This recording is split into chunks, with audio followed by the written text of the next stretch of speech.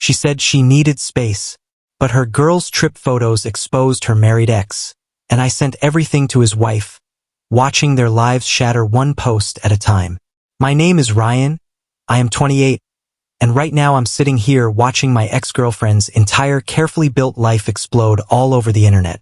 And I'm not going to lie, I've got popcorn in my hand as it all falls apart. This whole mess started just 3 weeks ago when my girlfriend Tessa, who is 26, looked at me with a serious face and said those classic words everyone dreads hearing. I need space to find myself. We had been together for 2 years and living together comfortably for 8 months. Everything seemed fine. We had even booked our Christmas flights to visit my family just days before. Out of nowhere, she told me, I'm not breaking up with you. I just need some time to figure out what I want. Maybe I'll stay with my friend Adrian for a few weeks. No contact would be best while I sort through my feelings. Cut me deep, but I tried to be mature about it. I hugged her, told her I understood, and even helped her pack bags. She left her laptop and iPad at the apartment, since technically it was still her home too. I respected her request, gave her the space she asked for, and tried to keep myself busy with work and the gym. For a full week, I heard nothing from her. Then, out of nowhere, my buddy Devin sent me a text. Yo, did you see Tessa's Insta story? I opened my phone and there she was, smiling with 3 other girls at a beach resort. The caption read, sometimes you just need your girls. Girls trip. Self-care. Finding myself. Sure, fine. Maybe that's what space looked like to her. But then I zoomed in on one photo at a beach bar. At the edge of the frame, there was a man's arm with a very distinctive tattoo sleeve. My stomach dropped because I knew that arm. It belonged to Kieran, her ex from college. The same Kieran she swore was dead to her after he cheated. My first reaction was rage. Second was sadness. Third was suspicion. See, Tessa and I shared an iCloud family plan. Months ago she had given me access when her storage was full, and honestly, I never bothered snooping. Until now. I logged into the shared photo stream and boom, the uncropped versions of her trip photos. And guess what? Kieran was in every single one. Arms around her, kissing her cheek, posing at sunset like a couple on honeymoon. This wasn't a girls' trip. It was 2 couples, Adrian with her boyfriend, and Tessa with her ex. The worst part? The metadata showed these photos started uploading the day before she told me she needed space. This was planned.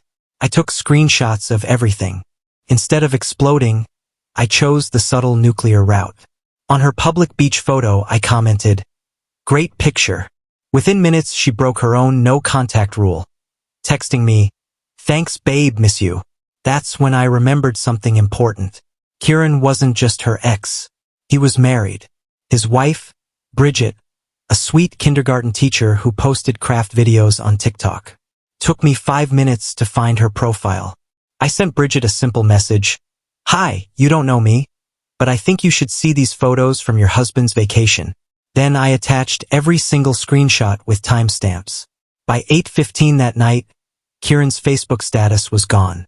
By 8:30, Bridget had posted the photos on TikTok with the caption, "When you find out your husband's work conference is actually him hooking up with his ex." The video went viral overnight with millions of views.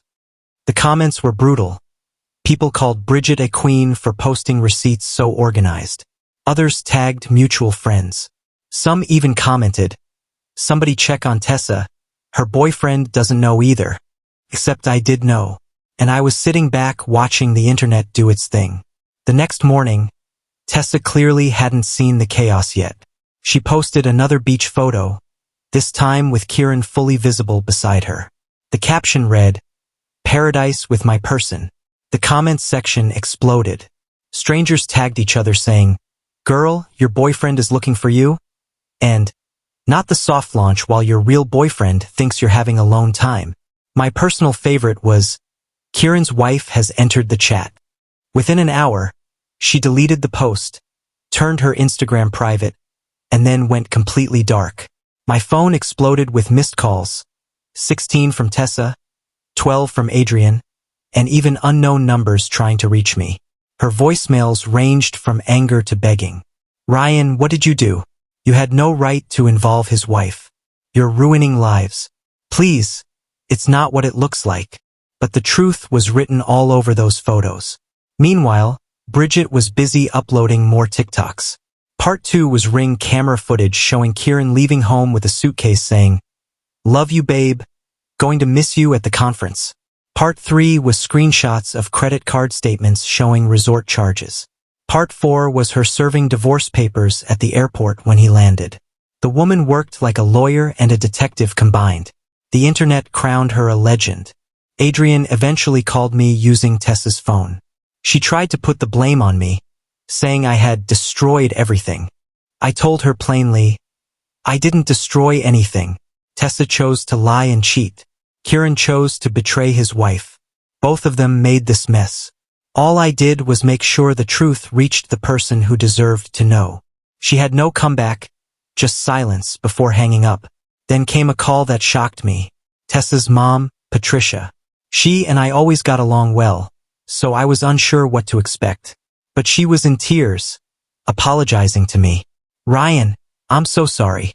She told me she was on a work retreat. I had no idea. She lied to you and she lied to me. I raised her better than this. Please know you deserved better. It was one of the only moments in this nightmare that felt genuine. At least someone in that family had decency. But when Tessa finally returned from her so-called girls' trip, the entitlement reached a new level. She showed up early in the morning with puffy eyes and demanded to talk. I told her plainly, "No, you can grab your stuff and leave your key." She tried explaining that the trip was about closure, that she needed to see if feelings were still there before choosing me. Closure? While taking sunset couple photos and kissing a married man. She then tried to guilt me, crying about having nowhere to go since Adrienne's boyfriend had dumped her for enabling the affair. None of that was my problem. She begged to stay because she had been paying rent. But the truth was she paid for only 2 months before falling behind and expecting me to cover for her. It was my name on the lease alone. I told her she had 1 hour to collect her belongings and leave. Before walking out, she tried playing the victim card again.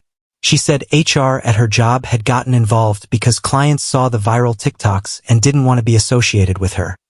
She blamed me for ruining her career.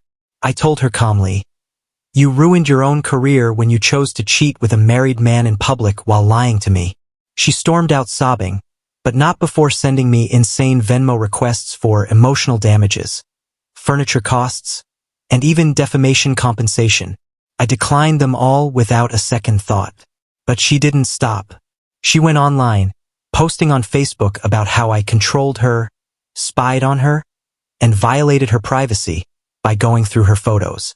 She left out the small detail that it was a shared cloud account she herself had given me access to.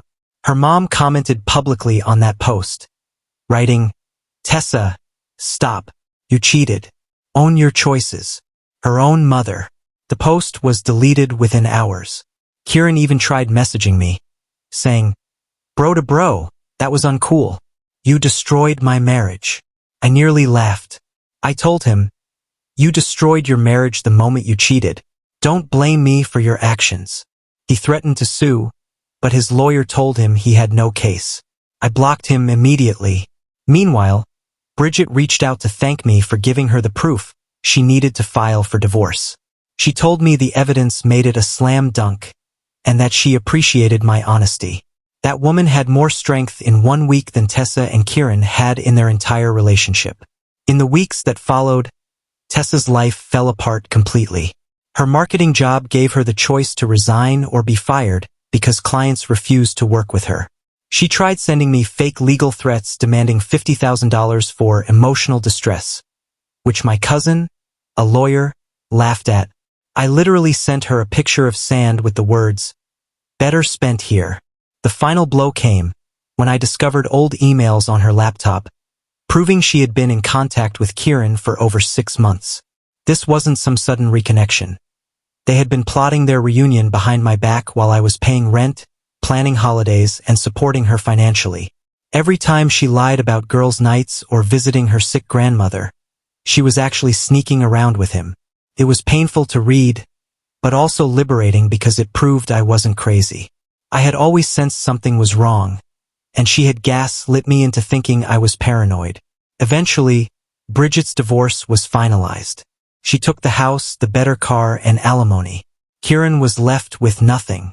Tessa lost her job, her reputation, and even her friends.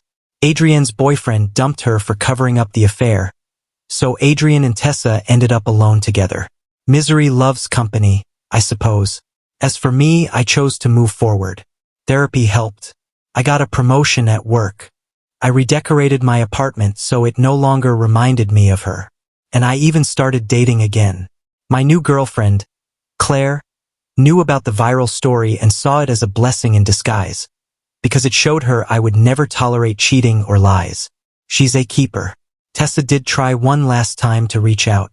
She sent a long text saying she realized she had lost everything for someone who didn't even want her in the end. She said she was in therapy and sorry for everything. I didn't respond. There was nothing left to say. In the end, I learned a valuable lesson. When someone shows you who they are through their actions, believe them. Don't let sweet words convince you otherwise. And most importantly, never share an iCloud account with a partner again. The internet remains undefeated. And my life, for the first time in a long time, is finally drama-free.